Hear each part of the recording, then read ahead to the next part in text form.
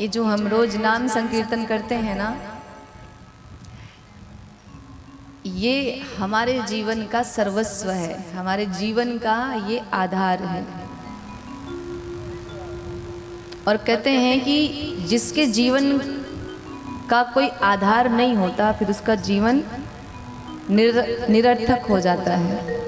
आपके पास, आप ध्यान दीजिएगा, कभी न कभी आपके साथ ये आपने जरूर अनुभव करा होगा।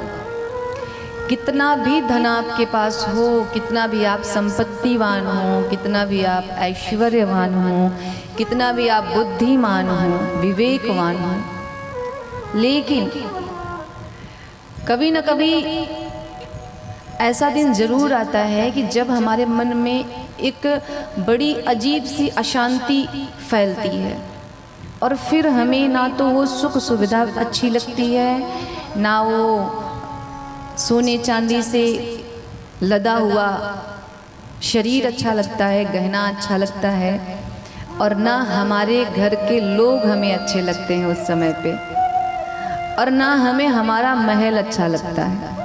और फिर हम एक बात करते हैं, जब हमारा मन बहुत ज़्यादा कभी कभी अशांत होता है तो हम अपने ही लोगों से कहते हैं कि देखो भाई, मैं कुछ देर के लिए अकेले रहना चाहता हूँ, मुझे अकेले छोड़ दीजिए।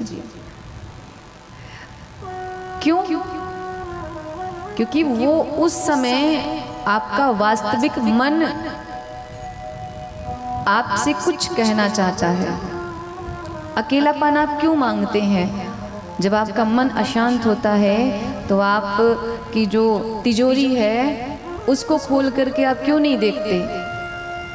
क्यों उस तिजोरी से आपको शांति नहीं मिलती है जिसको भरने में आपने अपना पूरा जीवन ही लगा दिया? जब आपका मन अशांत होता है तो आपने जो ये गहने बनवा के रखे हैं, जेवर बना के रखे हैं, क्यों उसको देखने के बाद मन शांत नहीं होता? जब आपका मन अशांत होता है तो जो आपने ये इतना बड़ा सा महल बना के रखा, क्यों आप उस महल को देख करके अपने मन को शांत नहीं कर पाते? और अगर हमें शांति हमारे परिवार से मिलती होती तो हमारा परिवार भी हमारे साथ रहता है।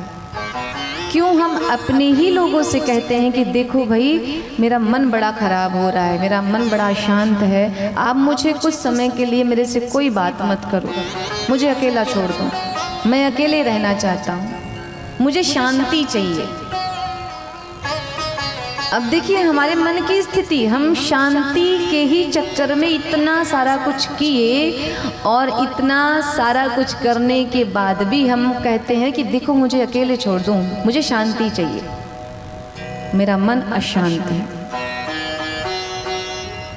ये ऐसा इसलिए होता है कि वास्तविकता यही है। कल मैंने बताया कि माया का स्वरूप क्या होता है। माया का स्वरूप यही है, आपको जो दिख रहा है वास्तव में वो है ही नहीं कहीं पे, और जो है वो आप देख नहीं पा रहे हैं। क्यों? क्योंकि माया आपको देखने ही नहीं दे रही है, उसने खुद में फंसा के आपको रखा हुआ है। ध्यान क्या है? ध्यान का अर्थ होता है स्वयं से भेंट करना।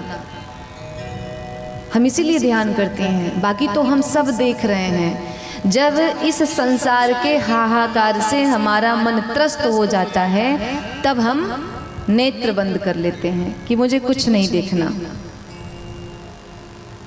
अब केवल मुझे स्वयं को देखना है। लेकिन ये जो तृष्णा की लत हमें कई जन्मों से लगी है ना, जिस तृष्णा ने हमें कई जन्मों से घेर के रखा है, ये हमें इतनी आसानी से छोड़ने वाली नहीं है। और आपने ध्यान दिया होगा कि जितना हम ध्यान लगाने का प्रयास करते हैं ना, उतना अधिक हमारा ध्यान भटकता है। कितने भक्त हैं जो रोज माला करते हैं?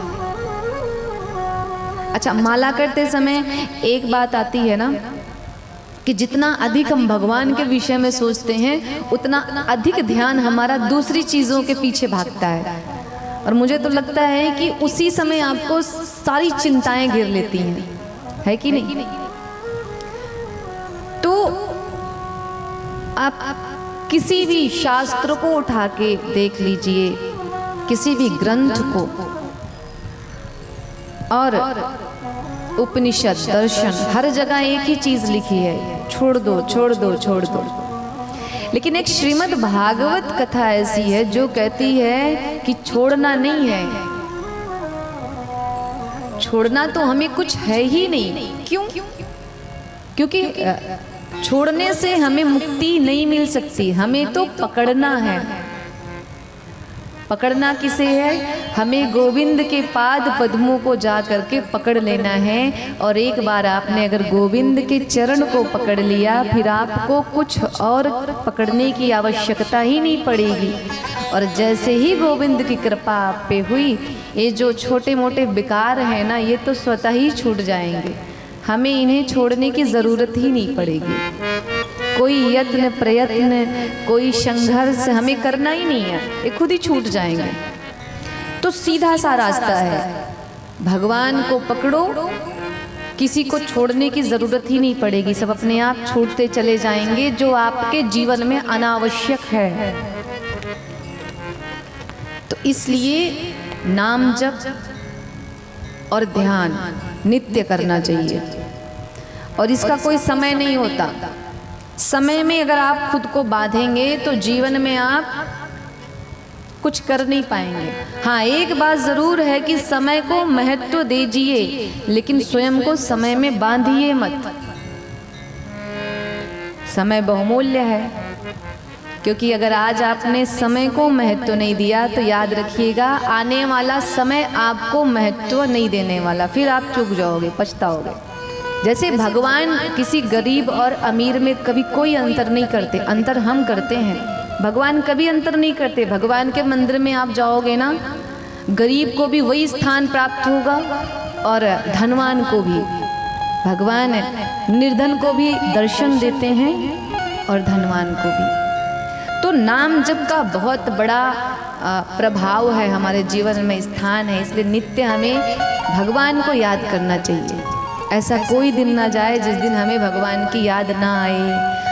और अगर आपका ऐसा कोई दिन जा रहा है कि आपको भगवान की याद नहीं आ रही, तो समझ लीजिए कि आपका सबसे बेकार दिन गया वो।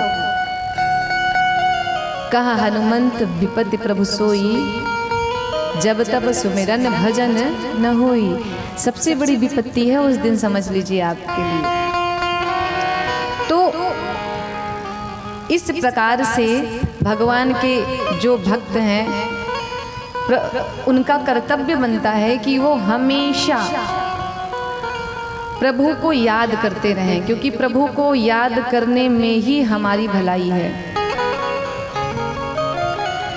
और यदि हम प्रभु को याद नहीं करेंगे तो भगवान का एक नियम है ना कि एक कदम आप मेरी तरफ बढ़ाइए, मैं 10 कदम बढ़ा के आपके हाथों को पकड़ लूँगा।